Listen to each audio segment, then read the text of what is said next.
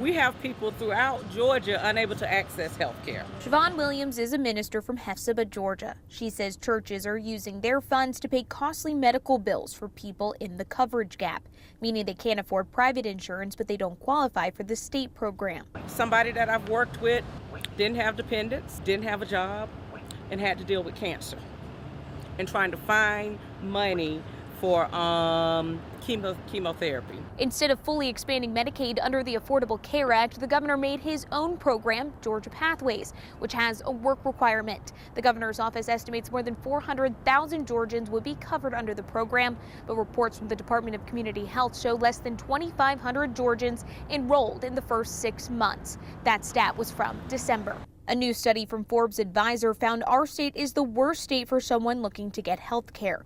15% of people chose not to see a doctor because of cost. 12% didn't have insurance. And it's hard to find a doctor. 12 primary care doctors per 10,000 people. Their preventive care is when they're in a diabetic coma in the emergency room, or their blood pressure is so high that they're having a stroke. We were there in March when lawmakers discussed fully expanding Medicaid. Democrats estimate expansion would cost the state $1.2 billion. That would easily be covered by the $10 billion the federal government has already set aside for Georgia. Senator Matt Brass and Cardin Summers split from other Republicans to support a plan for Medicaid expansion. A tie vote, close, but the measure failed. What we're doing so far just hasn't seemed to work. Instead, lawmakers are forming a commission to study the option for expansion.